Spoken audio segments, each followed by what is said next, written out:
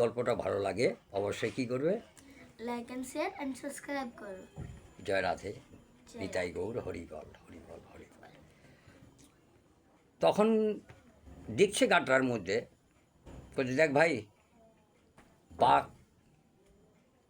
একটু উঠাতে গেলে পরে আমি একাই পারবো না, তুইও একাই উপর থেকে উঠাতে পারবি না, তো প্রথমে আমাকে তুই উঠা, তাহলে আমরা দুইজন হয়ে যাব। তো কথা এটা কথা তো ঠিক।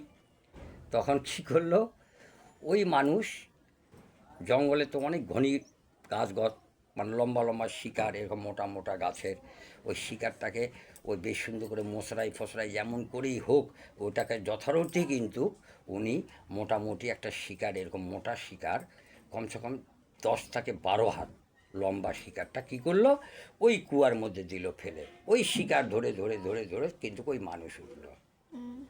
যখন তারপরে মানুষ উপর উঠে গেল, এবারে এরা মানুষ হয়ে গেল দুইজন, এবার থাকলো গর্তের মধ্যে সাপ আর বাঘ। তে কোথায় দেখ ভাই, সাপ তুই তো চলেই যাবি আপনি ডাল বয়ে উপরে, কিন্তু তুই একটা কাজ কর, তুই আগে যা, বাঘে বলছে।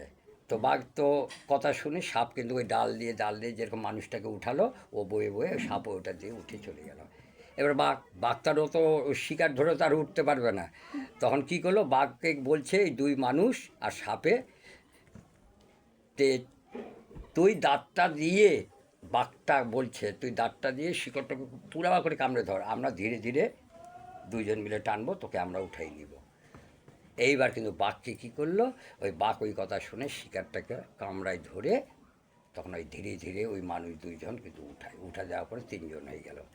তখন বলছে দেখ ভাই, তুই আমাদের জীবন প্রাণ বাঁচালি, না জানি কে আসতো গ্রাম থেকে আসে আমাদেরকে মারে ফেলে দিত, তো যাই হোক তুই আমাদের অসংখ্য উপকার করেছিস।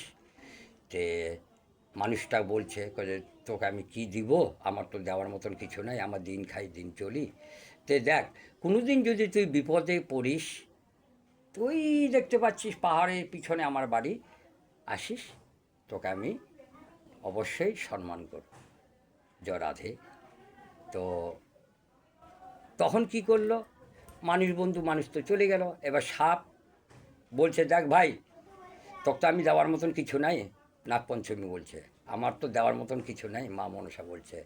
তো দেখ, তুই যদি কোনো দিন তুই যদি কোনো দিন বিপদে পড়িস, আমার স্মরণ করিস, অবশ্যই তোর কাছে আসে আমি দাঁড়াবো পাশে।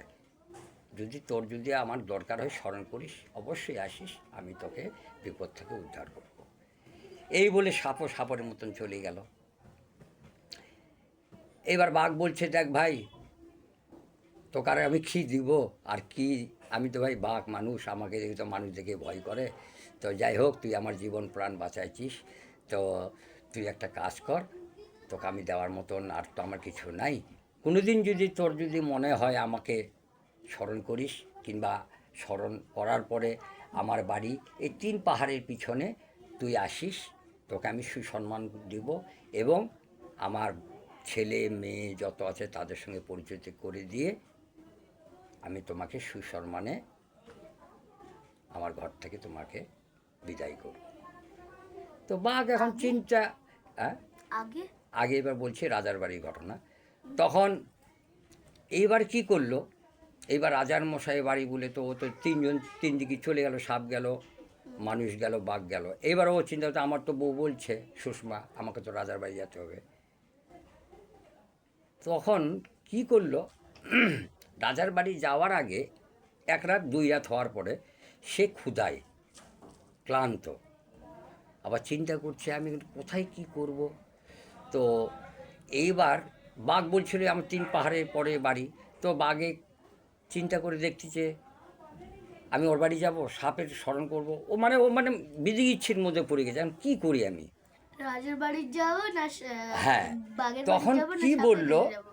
তখন বাঘের বাড়ি যাবো না সাপের বাড়ি যাবো, তখন রাজার বাড়ি চিন্তা করছে। যাই হোক, তখন উনি মনে মনে স্মরণ করছে আমি নীলপদ, যে আমি এখন কোথায় যাব। তো আমি ভিডিওটাকে অবশ্যই, যদি কথাগুলো যদি ভালো লাগে, জানি না কিছু, যা বলাই হরি আমি তাই বলি। এগুলো না আমার ভগ্নিপতি গল্প করে এসেছিল বহুত দিন আগে, আমি তখন আমার বয়স ছিল 11-10 বছর, তখনকার কথা। আমি লেখাপড়া জানি না, স্মরণে করে আমি বলি। অবশ্যই যদি আপনাদেরকে গল্পটি ভালো লাগে একটা কী করবে, লাইক অ্যান্ড সাবস্ক্রাইব আর শেয়ার ভিডিও করে দিন। আমি আগে আবার ভিডিও দেখাচ্ছি আপনাদেরকে।